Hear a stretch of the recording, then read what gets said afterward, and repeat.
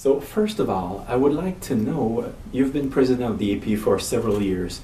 I just would like you to refresh my memory about what was the history of reorientation therapy. When did you start to hear about this new development, and what can you tell me about the first reaction of the APA at that time? It probably started in the APA in the early 1970s.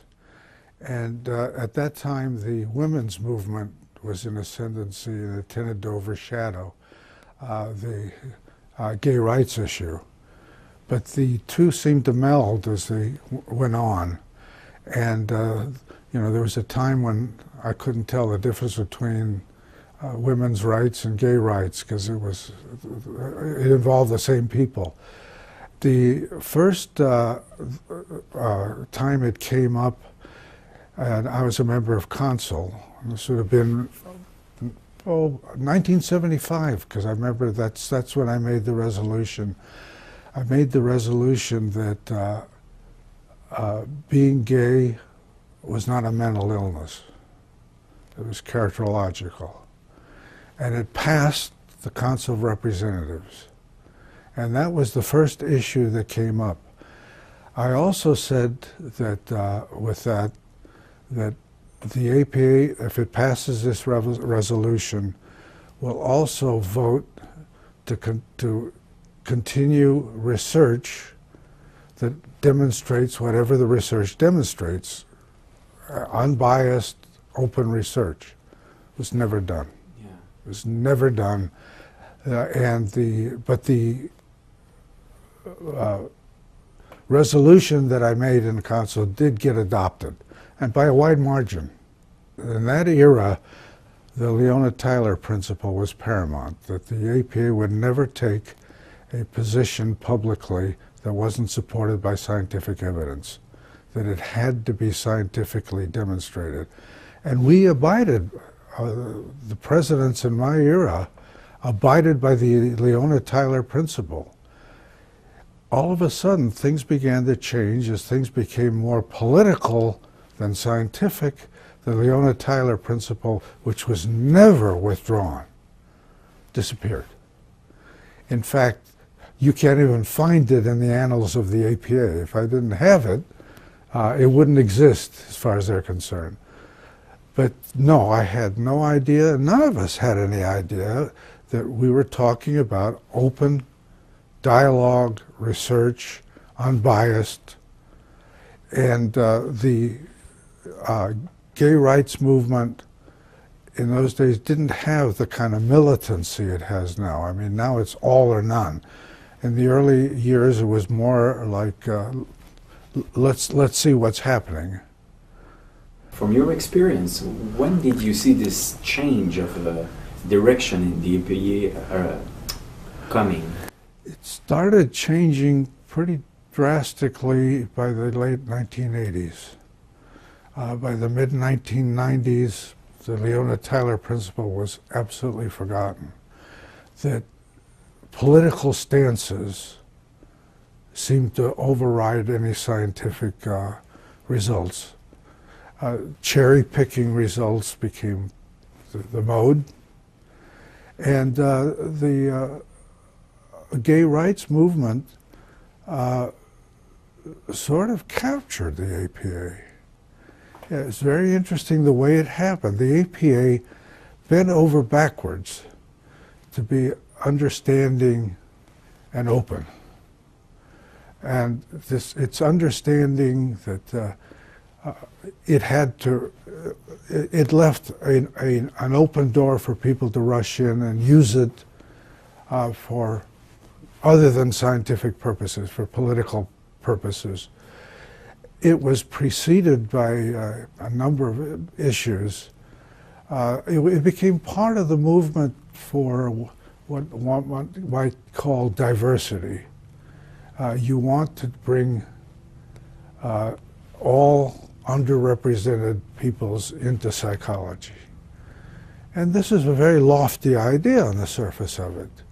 But when it becomes a bias, if I had to choose now, I would see a need to form an organization that would recruit straight white males, which are underrepresented today in the APA.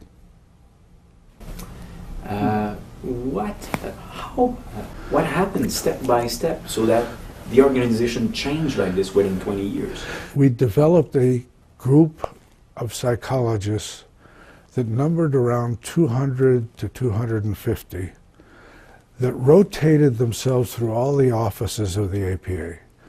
When a rule was passed that you couldn't serve more than X number of sessions on consul or on a certain particular office, they would rotate. They would run for another office and then come back to consul.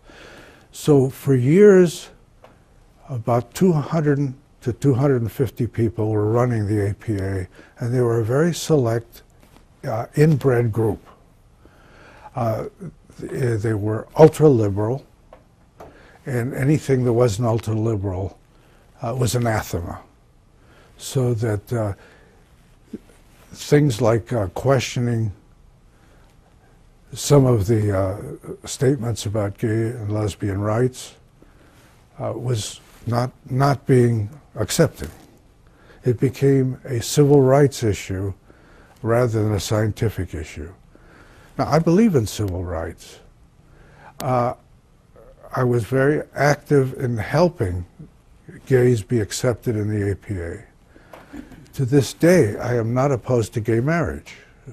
I know I differ with Narth on some of these issues, but nonetheless, my position is that the person is the one who decides what they want to do with their orientation.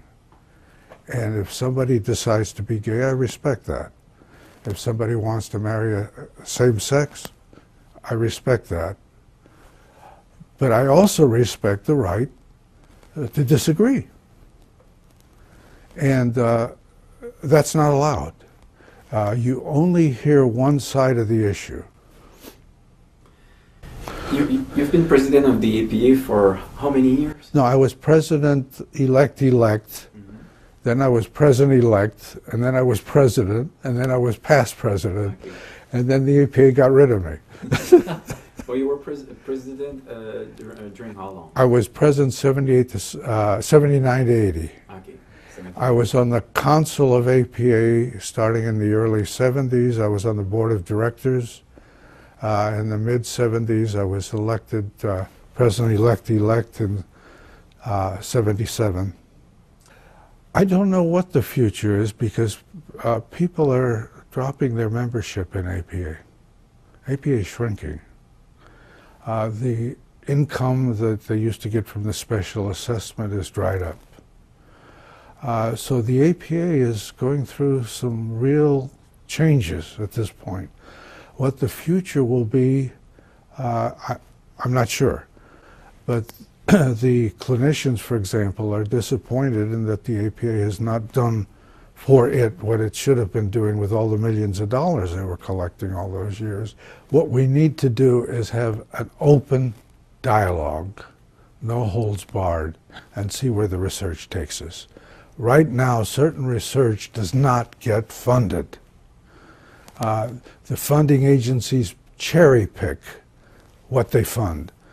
If we have an open dialogue, we'll be much closer in the next 5 years to a resolution to all of this. But right now, we're in turmoil. If anything, the two sides have stiffened their positions.